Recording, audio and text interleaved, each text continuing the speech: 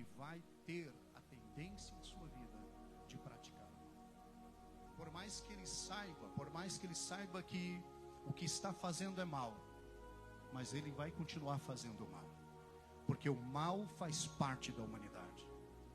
O mal faz parte dentro de mim. O mal faz parte dentro de você. Ele só não te predomina, ele só não te toma, porque existe alguém que está dentro de você.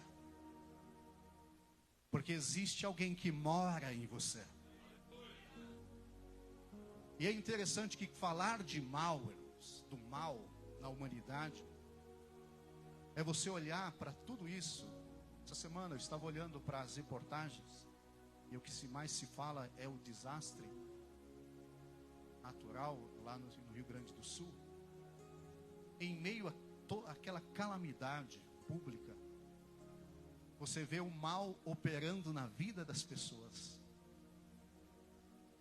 Você vê pessoas abusando de crianças em alojamento, onde as pessoas estão abrigadas, e mesmo assim, naquela tragédia, ainda tem pessoas abusando de crianças ali.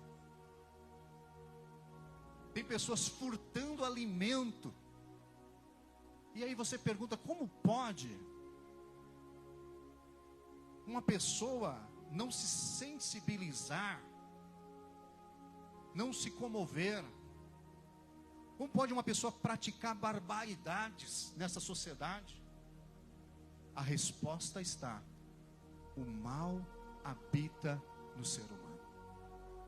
E o mal não é um espírito, não é Satanás. Satanás, ele utiliza do mal que está dentro de nós, está no ser humano.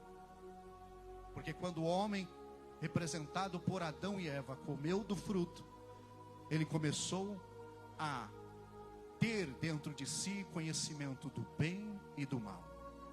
É por isso que o ateu sabe o que é fazer o bem e o que é fazer o mal, sem acreditar em Deus.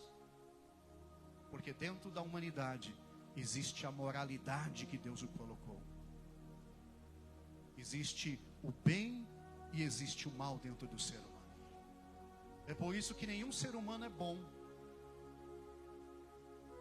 É por isso que nenhum ser humano é bom. Ah, mas eu não mato, eu não roubo, eu não... Esse dia eu estava ouvindo nas redes sociais o cantor Leonardo. E ele falava o seguinte, ele criticando o show da Madonna, que foi, um horror no nosso Brasil.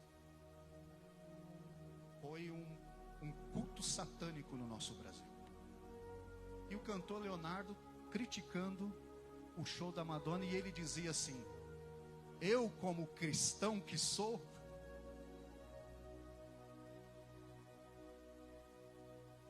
gente, o mal habita no ser que está vazio de Deus. O mal está no ser humano. E é por isso que quando a gente olha para fora daqui, a gente vê essas atrocidades. O mundo não vai se tornar melhor se não tiver Jesus Cristo na vida. As pessoas, elas podem até saber o que é ético e o que é moral, mas elas não têm força para viver a moralidade. Elas vão viver as imoralidades da vida, as concupiscências da vida.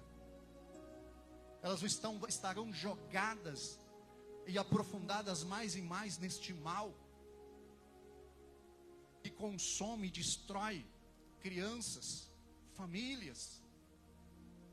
E o texto que eu li para vocês é justamente um mal operando na vida de uma rainha que tinha o poder de guardar, de proteger os seus netos. E ela vai pegar e vai matar todos os netos para assumir um trono, para se tornar uma rainha. Gente, isso aqui é um absurdo. Isso aqui é a banalidade do mal. Está aqui na Bíblia. Isso aqui, o que a gente vê hoje, não é fruto da pós-modernidade. O que nós vemos hoje acontece desde o princípio, desde quando a humanidade foi lá, comeu do fruto do conhecimento do bem e do mal, e começou o mal a habitar no ser humano. E a história vem mostrando como o mal está sendo banalizado a cada dia.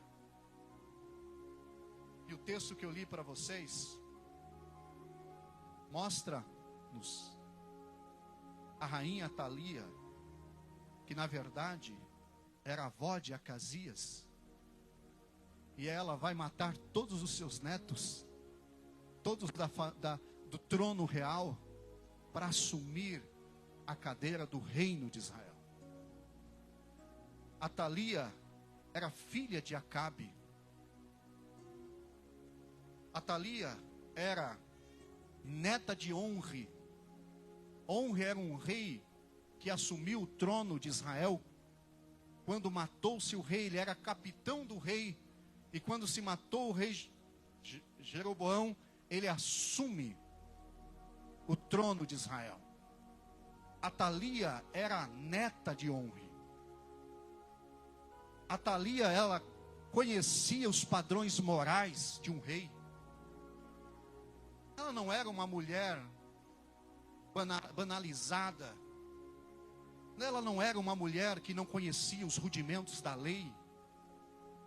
Atalia não era uma mulher que surgiu do nada e agora assume o trono de Israel. Ela vem de uma linhagem culta. Ela vem de uma linhagem de reis. Ela é ensinada. Ela participa, por mais que o reinado de Acabe foi desastroso. Mas ela viu o poder de Deus. Ela participou em algum momento da sua história das palavras do profeta Elias, das palavras do profeta Eliseu. Era uma mulher que conhecia o que Deus queria para a nação de Israel.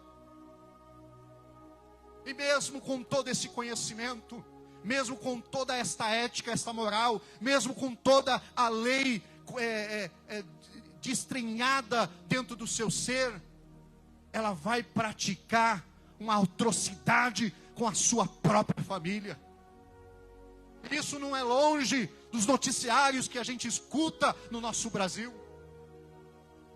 Oh, lamanchore, cantora machure mais. Deus quer despertar uma igreja que não seja omissa, que não seja calada, que simplesmente concorda com este mal que assola a humanidade. Deus quer levantar homens e mulheres, jovens e crianças, que se levante cheios de Deus e do Espírito Santo e proclame que o Senhor pode sim mudar um ser humano quando ele se entrega a Jesus Cristo, nosso Senhor. Deus chama esta igreja, irmãos. Deus chama este povo que por algum momento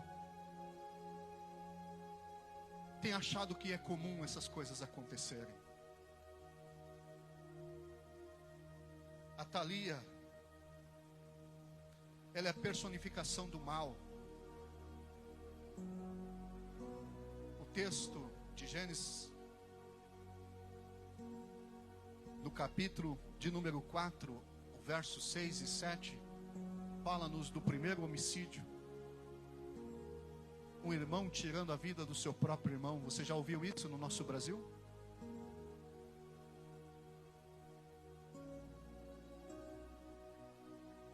Caim vai matar Abel porque ofereceu um sacrifício a Deus e Deus assim não o aceitou. Mas não queria Deus, o mesmo disse a Caim.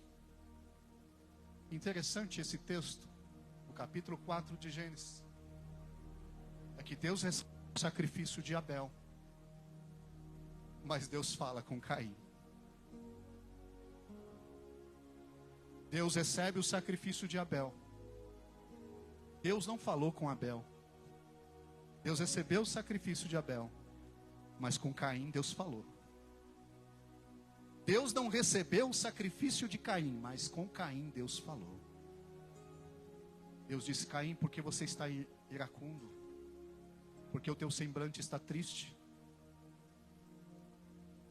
Se você fizer o bem, eu não vou aceitar? Deus não trocou uma palavra com Abel, irmãos. Mas com Caim Deus trocou palavra, porque Deus viu que no coração de Caim estava lá o mal. Caim já estava programando, projetando em matar o seu irmão. E Deus disse: se você não tomar cuidado e não refrear o desejo que está no teu coração, o mal vai te dominar. E Caim foi lá e matou o seu irmão. Ou seja, o mal, ele precisa ser freado dentro do ser humano. Porque o diabo vai saber a intenção do ser humano. E o diabo vai preparar caminhos, meios, porque o diabo, ele vai trabalhar com aquilo que o seu desejo quer. Tiago vai nos dizer isso. Tiago vai dizer: ninguém diz que por Deus eu sou tentado, porque nós somos tentados pelos nossos próprios desejos. Ou seja, o mal está em todo instante no ser humano, tentando,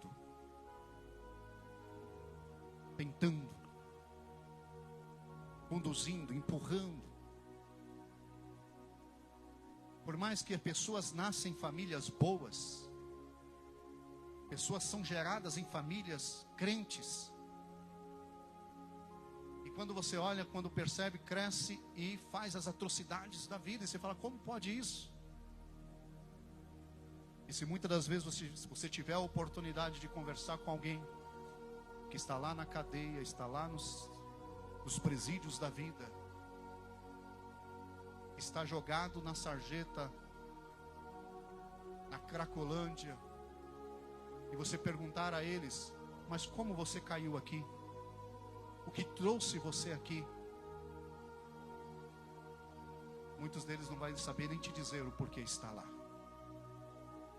Porque o mal que está no ser humano aflorou, empurrou, levou para a maldade da vida. Atalia, ela é a personificação do mal nesse texto. Ela perverte por causa do seu egoísmo, do seu egocentrismo. Ela pensa no prazer imediato. O mal, ele tem essas ferramentas de levar as pessoas a pensar no seu prazer, no seu egocentrismo, sempre nela, o proveito dela, a satisfação dos desejos dela, a satisfação dos desejos carnais, que quando a Bíblia fala de desejos carnais, não é simplesmente os desejos sexuais, mas são os desejos que impulsionam a vida. É por isso que nós vemos dinheiro que era para ser investido na educação, na saúde pública, sendo desviados pela corrupção deste país. Porque o mal está no ser humano, irmãos. O mal está lá dentro do ser humano. Esta mulher, ela está pensando somente no bel prazer dela. Ela era uma senhora, uma avó.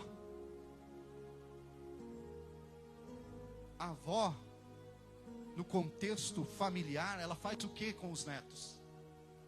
Mima, protege, ama.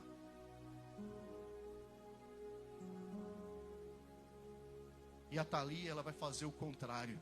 Ela vai matar todos os netos. Só que em meio a essa desgraça,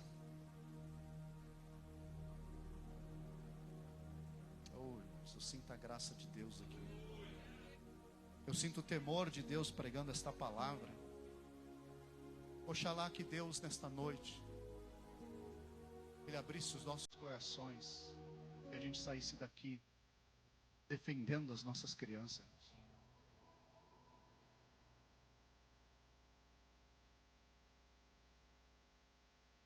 Eu estive essa semana conversando com uma pessoa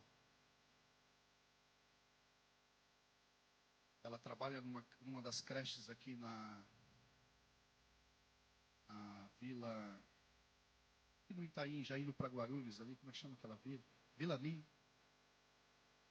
Ela trabalha numa creche no Vilani. E ela me contando, quando a gente passa de carro, que vai para Guarulhos, a gente olha, né, vê aquelas comunidades, aqueles barracos, aqueles ciganos ali. A gente olha, vê tudo aquilo. Lembra do tema? A banalização do mal? A gente olha, vê tudo aquilo ali, parece que, né, é normal. Olhar para as comunidades, parece que para nós se tornou normal. Só que quando essa jovem começou a me contar o que acontece lá dentro da creche, ela tem que ir nas comunidades, muitas vezes alagadas, muitas vezes sendo olhada de uma forma, né, totalmente pejorativa, para pegar a criança e levar a criança para a creche. E quando ela vai lá, que ela entra, as pessoas ficam olhando porque tem medo de conselho tutelar, tem medo de... Porque muitas das vezes as crianças são usadas de repente para receber um benefício, de repente para esconder do tráfico de droga.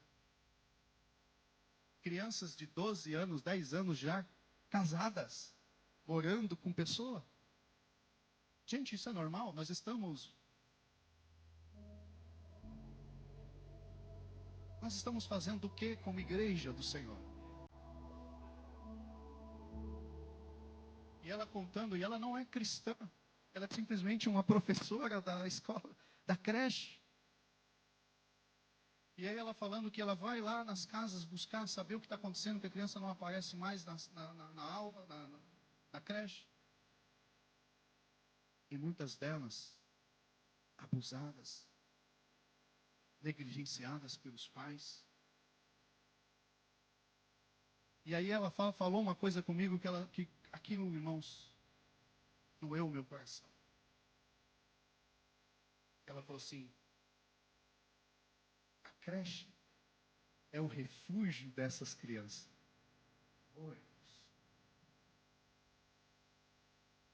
Pelo menos trazendo eles para a creche, a gente está tirando ele dos pais, está tirando ele as crianças dos abusadores.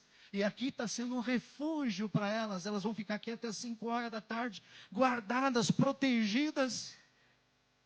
E aí eu me perguntei, Deus, eu como igreja,